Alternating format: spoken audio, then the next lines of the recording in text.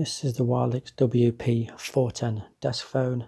This morning we're going to look at the display and discuss what we can see and how to use it.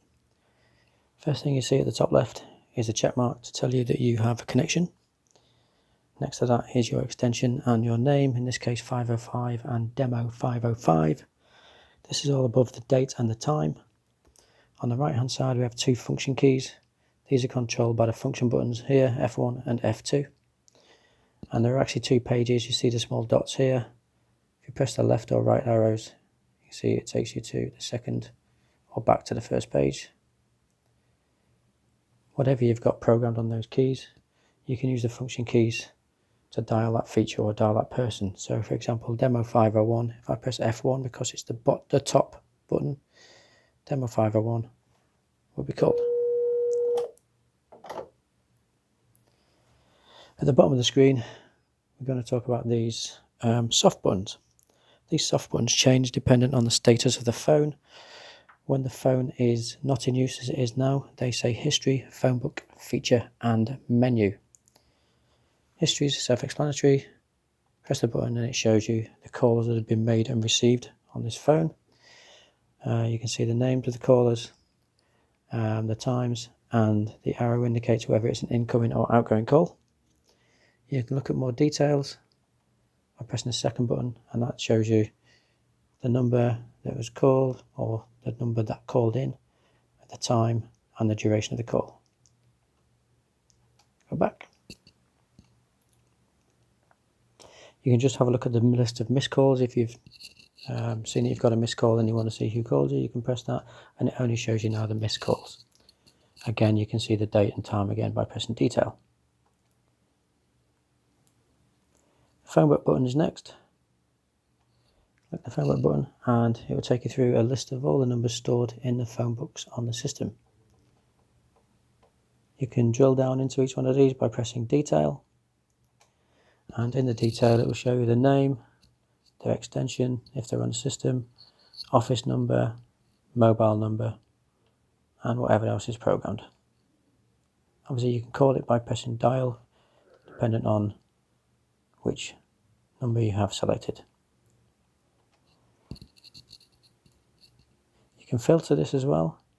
There's different phone books on the system, so if you were to look at the colleagues, so everyone on the local PBX, you can look there, or you can look at the system phone book, or even the blacklist and whitelist, and they can be changed. Everyone has access to change their phone books.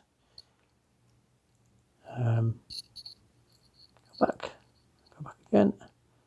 Features. This allows you to change your feature status.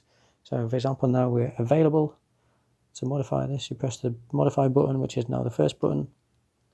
You could go to DND, do not disturb, save that. Go back to the main menu and you now see that the do not disturb symbol has appeared.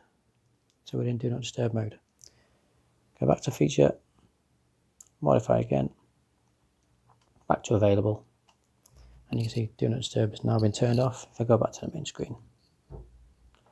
Also in the feature key, you can look at your different types of call types, internal, external, blacklist or whitelist, and you can program each one, whether you want to reject calls, if you want to turn on call forwarding for busy call, if you're busy, or for no answer, or for all calls.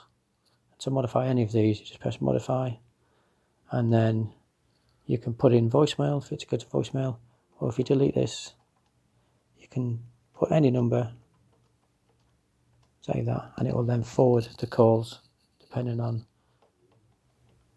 which one you put it into. So in this case, all calls will be forwarded to 232 5623. Modify that again, and we'll deactivate that. And see, that's now call forwarding. It's now off. Last one, the menu button. This shows you the status of the phone.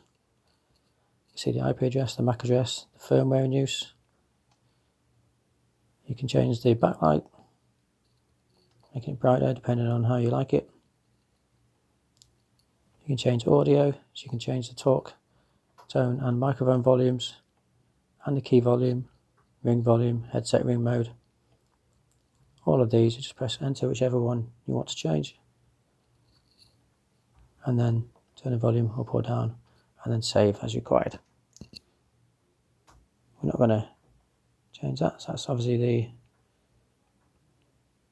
mic volume we've changed. Talk volume, for example, you can change it for the handset or hands-free, depending on which one you want to use. Again, you save that. Also, in the phone settings, we're still in the menu here. You can look at the network. Again, this gives you indications for the LAN, PC port. It's more the kind of thing that the engineer will use to set up the system in the first place. And that's the display.